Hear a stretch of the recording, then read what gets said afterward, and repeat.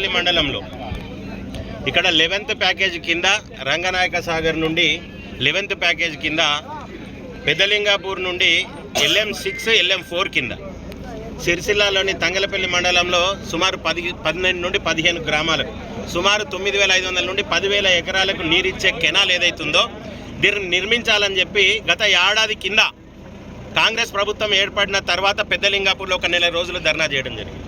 మరి ఆ రోజు గౌరవ పార్లమెంటు సభ్యులు బండి సంజయ్ కుమార్ గారితో ఎస్సీ గారికి మాట్లాడిపిస్తే, ప్రభుత్వానికి మాట్లాడిపిస్తే అప్పటి మానకొండూరు ఎమ్మెల్యే, ఇప్పటి మానకొండూరు ఎమ్మెల్యే నేను దాన్ని ప్రతిష్టాత్మకంగా తీసుకున్నాం.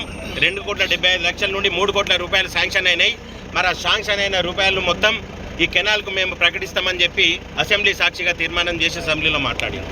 మరి ఇప్పటికీ 1 year అవుతుంది. ఇక్కడ 2 పంటలు వేయినాయి, అయినా కానీ పంటకు సాగునీరు వచ్చే పరిస్థితి లేదు.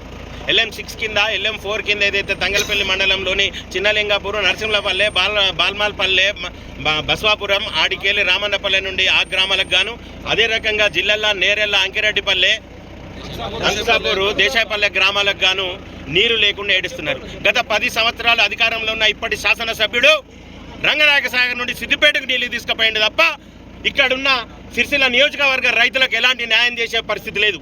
ఆయన అడిగితే ఆయన నువ్వేం చేసినావని అడుగుతారు కనుక ఈరోజు సిగ్గుతోటి తలదించుకోవాల్సిన అవసరం ఉంది కనుక బీఆర్ఎస్ పార్టీ వాళ్ళు ఎవరు పట్టించుకుంటారు రైతులను. అదే రకంగా 2.5 సంవత్సరాలైంది కాంగ్రెస్ పార్టీ అధికారంలోకి వచ్చి అసెంబ్లీ సాక్షిగా మాట్లాడి ఏడాది అయినా కానీ ఇంతవరకు ల్యాండ్ యాక్విజిషన్ కూడా జరుగుతలేదు. మరి ఆ 3 కోట్ల రూపాయలు దేనికి కేటాయించారు? మరి ఇక్కడ ఉన్న రైతన్నలకు ఎన్ని నీళ్ళు వస్తాయి, వాళ్ళ పంటలు సస్యశ్యామలం అయ్యేదన్నాడు, వాళ్ళకు సాగునీరు వచ్చేదన్నాడని చెప్పి తెలియాల్సిన అవసరం, చెప్పాల్సిన అవసరం ఈరోజు ప్రభుత్వానికి ఉన్నది. మరి ప్రభుత్వం చిత్తశుద్ధితోటి రైతుల పట్ల ఉన్నట్టయితే, గత ప్రభుత్వం ఇక్కడున్న ఎమ్మెల్యే రైతుల పట్ల చిత్తశుద్ధితోటి ఉన్నట్టయితే ఆయన అధికారంలో ఉన్నప్పుడు ఎందుకు ఈ కెనాలు కాలేదు, సిద్దిపేటకు నీళ్ళు ఎందుకు పోయినాయి, సిద్దిపేటలో ఉన్న శాసనసభ్యుడు అక్కడున్న చెరువులను అనుసంధానం చేసి రైతులకు నీళ్ళు ఎందుకు ఇచ్చిందని చెప్పి అడుగుతున్నాం. ఈరోజు నాకు చిత్తశుద్ధి చేయదు ఇక్కడున్న ఎమ్మెల్యేకు. అదే రకంగా ఇక్కడ కాంగ్రెస్ నాయకుడు ఎవడు దిక్కులేడు. ఇక్కడున్న ప్రభుత్వ విప్ ఆది శ్రీనివాస్ గారు వేములవాడ గురించి పట్టించుకునే పరిస్థితి లేదు, ఇక్కడ సిరిసిల్ల దానికి వచ్చే పరిస్థితి లేదు. కనుక ప్రభుత్వాన్ని ఇవాళ ఒకటే డిమాండ్ చేస్తున్నాం భారతీయ జనతా పార్టీ నుండి. గత నెల రోజులకెళ్ళి పెద్దలింగాపూర్లో దీక్ష నడుస్తుంది, ఎవరు పట్టించుకోలే. ఇక్కడ 10 రోజుల నుండి తంగలపల్లి మండలంలో దీక్ష నడుస్తున్నా కానీ ఒక MRO స్థాయి ఆఫీసర్ కానీ, ఒక RDO స్థాయి ఆఫీసర్ కానీ రాలేదు. ఈరోజు ప్రభుత్వంతో పాటు ఇక్కడ పరిపాలనా అధికారులను కూడా అడుగుతున్నాం మీరు ఏం చేస్తున్నారని చెప్పి.